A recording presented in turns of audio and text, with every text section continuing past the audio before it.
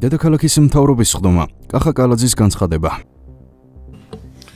დილამშვიდობის მეგობრებო, მოგესალმებით ყველას. მინდა საზოგადოებას მივაწოდო ინფორმაცია დედაქალაქში განსახორციელებელ პროექტებთან დაკავშირებით, სიახლეებთან დაკავშირებით. პირველი მინდა დავიწყო ერთ მნიშვნელოვან ინფრასტრუქტურულ პროექტთან დაკავშირებით, რომლის განხორციელებაც დავიწყეთ ვაკის რაიონში, წყნეთის გზატკეცილზე, რესტორან კაკლების მიმდებარე ტერიტორიაზე, საავტომობილო გზის გასწვრივ არსებული ფერდის გამაგრების სამუშაოებს ვიწყებთ. აღნიშნული ფერდი არის მეწყრული და გარკვეულ პრობლემას წარმოადგენს. დღის მდგომარეობით ამ ფერდის ქვემოთ ბეტონის ფილები არის განლაგებული დროებით და მივიღეთ გადაწყვეტილება, რომ დავიწყოთ გამაგრებითი სამუშაოები, ფუნდამენტურ ჩარევას ვახორციელებთ, რომ აღნიშნული პრობლემა თავიდან ბოლომდე იყოს მოწესრიგებული. აღნიშნულ მისამართზე გრუნტის გამაგრება ავტომობილების უსაფრთხო გადაადგილებისთვის გახდა საჭირო, ფერდის სტაბილიზაციის მიზნით ანკერები, ფოლადის ბადე და ხიმინჯოვანი რკინაბეტონის საყრდენი კედლები მოეწყობა. სამუშაოების წარმოებისას პერიოდულად ნაწილობრივად მოგვიწევს გარკვეული გზის მონაკვეთის შეზღუდვა უსაფრთხოებიდან გამომდინარე. სამუშაოები საკმაოდ მასშტაბურია, შრომატევადი დაახლოებით 8 თვე დაჭირდება მთლიანად პროექტის დასრულებად. ეს ყველაფერი კეთდება იმისთვის, რომ აღნიშნული ფერდი, რომელიც როგორც საუბრის დასაწყისში აღვნიშნე, არის მეწყერსაშიში, არის გარკვეულწილად დაძრული და შესაბამისად გვინდა რომ განვახორციელოთ ჩარევა, შევისყიდეთ პროექტი და რა თქმა უნდა ამ გზის მონაკვეთზე წყნეთის გზატკეცილზე გადაადგილება ყველანაირად იქნება უსაფრთხო, სამუშაოები რა თქმა უნდა იქნება განხორციელებული და 8 თვე დაჭირდება ამ ყველაფერს. როგორც მოგეხსენებათ, დედაქალაქის ბიუჯეტი არის საკმაოდ მნიშვნელოვანი. მე წინა მთავრობის ხდომაზე აღვნიშნე და კიდევ ერთხელ გავიმეორებ, რომ ძირითადი მიმართულებები ეს არის ერთი ინფრასტრუქტურული პროექტები. ძალიან ბევრი გამოწვევა გვაქვს ამ მიმართულებით. თბილისში არსებობს პრობლემები, მიუხედავად იმისა, რომ ბოლო წლების განმავლობაში ბევრი კარგი პროექტი იქნა განხორციელებული, ძალიან ბევრია პრობლემები. რა თქმა უნდა, ჩვენ არ უნდა მოგვერიდოს ამ პრობლემებზე საუბრის და რა თქმა უნდა, გვინდა რომ მაქსიმალურად ამ ბიუჯეტის ფარგლებში შევეცადოთ ამ პრობლემებს ღირსეულად უპასუხოთ. რა თქმა უნდა, ასევე მნიშვნელოვანი ადგილი უკავია სოციალური და ჯანდაცვის პროგრამები. ჯერ კიდევ არსებობს ოჯახები დედაქალაქში, ვისაც ჩვენი მხრიდან ჭირდება თანადგომა, მხარდაჭერა და რა თქმა უნდა, ყველაფერს გავაკეთებთ იმისთვის, რომ ამ ადამიანებს კონდეთ ჩვენი მხრიდან ხელშეწყობა და არასდროს არც ერთი ოჯახი, არც ერთი ადამიანი დარჩეს პრობლემების პირისპირ. ჩვენ მქონდა ერთი ასეთი პროგრამა, როდესაც ადამიანს უსრულდებოდა 100 წელი, დედაქალაქის მერია მას გადასცემდა ჯილდოს 1000 ლარის სახით და მივიღეთ გადაწყვეტილება, ეს წლების განმავლობაში ასე იყო და მივიღეთ გადაწყვეტილება, რომ ჯილდო 10 ჯერ გაიზრდება, 10000 ლარი იქნება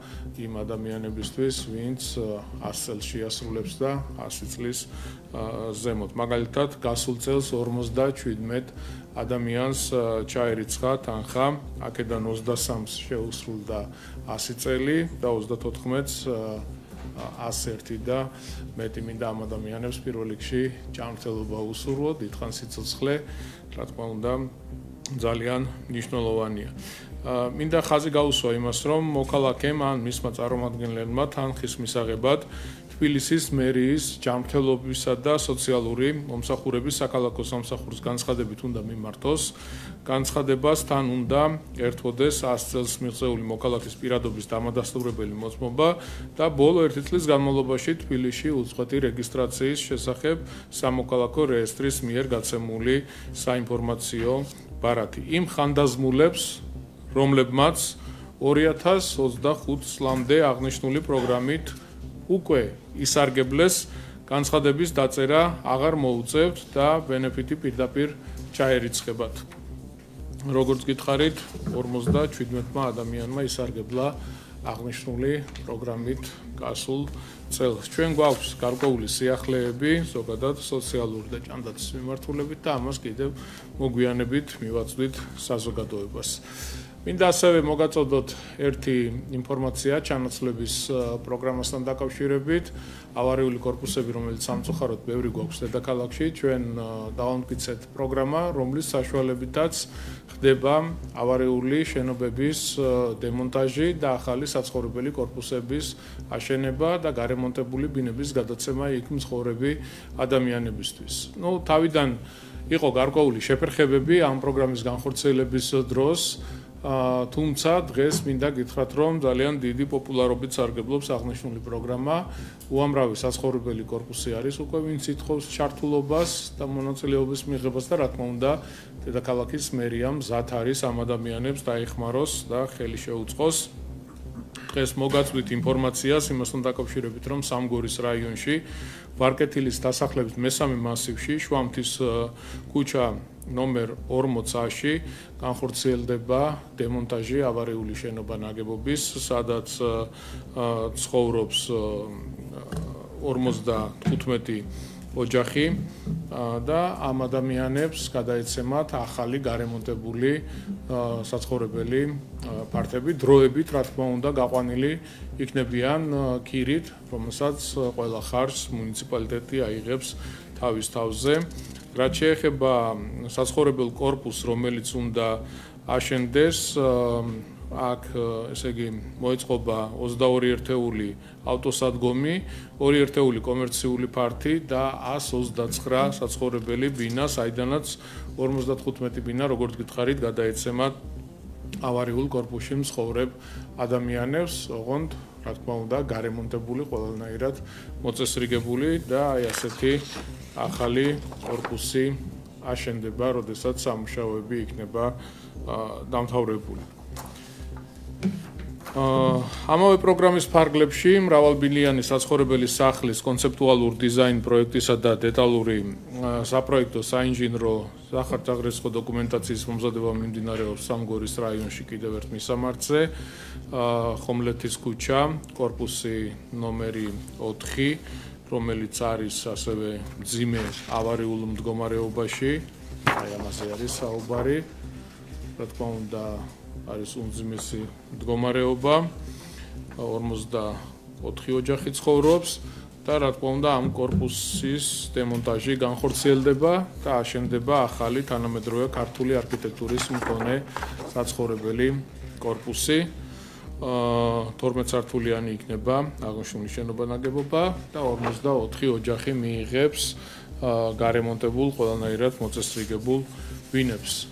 ჩვენ ამ პროგრამას ვაგრძელებთ, მინდა აქტიურობისკენ მოუწოდო მოსახლეობას, ვინც ავარიულ საცხოვრებელ კორპუსებში ცხოვრობს, უნდა მიმართოთ თქვენივე რაიონის გამგეობას და ყველანაირად დაგეხმარებით, ხელშეგიწყობთ იმისთვის, რომ თქვენც ჩაერთოთ აღნიშნულ პროგრამაში. სანამ სამუშაოები მიმდინარეობს, თქვენ არანაირი ხარჯი არ გექნებათ, მუნიციპალიტეტი თავის თავზე იღებს ქირით უზრუნველყოფას და დროებით იქნებით ქირით გაყვანილი და ძალიან მალე უკვე გექნებათ იმის შესაძლებლობა მიიღოთ ახალი ბინები ახალ აშენებულ საცხოვრებელ კორპუსში. მინდა მოგაწოდოთ ასევე ინფორმაცია გლდანის რაიონის გამგეობა მუხიანის აგარაკებზე, ნეკრისის, დაისის, ვანისა და ხვანჩკარის ქუჩებზე გზის საფარის მოწესრიგებას უახლოეს დღეებში დაიწყებს. თქვენ იცით, რომ მუხიანის აგარაკებზე ჩვენ გვქონდა უმძიმესი მდგომარეობა, იყო გაუსაძლისი სიტუაცია, იქიდან გამომდინარე, რომ არანაირი კომუნიკაციები არ არსებობდა, არანაირი გზა არ არსებობდა. თქვენ წარმოიდგინეთ, იმდენად ცუდი მდგომარეობა იყო, საზოგადოებრივი ტრანსპორტიც კი ვერ ახერხებდა გადაადგილებას. რამდენიმე წლის წინ ჩვენ დავიწყეთ მთლიანად მოწესრიგება მუხიანის აგარაკების. პირველი რაც გავაკეთეთ და დავიწყეთ სამუშაოები, ეს იყო ცენტრალური მაგისტრალების მიწისქვეშა კომუნიკაციები მხედველობაში პროექტის განხორციელება. და ეს რა თქმა უნდა ამის გარეშე შეუძლებელი იქნებოდა აღნიშნული აღნიშნულ დასახლებაში მოგვეწესრიგებინა გზა.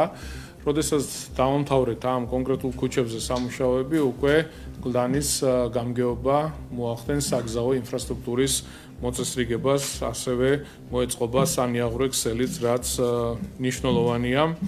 ამასთან მინდა ასევე გითხრათ, რომ მიმდინარე წელს გლდანის რაიონის გამგეობა აღნიშნულ დასახლებაში ბორჯომისა და შოვის ქუჩებს მოაწესრიგებს, რაჭის ქუჩაზე კი წყალარინების ქსელს მოაწყობს, ანუ ის კომუნიკაციები, რაც არის დარჩენილი ყველა ქუჩაზე, ჯერ არ არის დასრულებული, ამ ქუჩებზეც განახორციელებს სამუშაოებს და ჩვენთვის მნიშვნელოვანია, რომ აღნიშნული პრობლემა იყოს მოწესრიგებული, საკმაოდ მჭიდრო დასახლება და რა თქმა უნდა საჭიროებს მოწესრიგებას. ივერთ უბანშიც ჰქონდა ანალოგიური პრობლემა და მთლიანად მოვაწესრიგეთ, გავაკეთეთ მიწისქვეშა კომუნიკაციები, მოხდა ოჯახების დაერთება და ის პრობლემა, რაც წლების განმავლობაში აწუხებდა ადგილობრივ მოსახლეობას, მთლიანად იქნა მოგვარებული.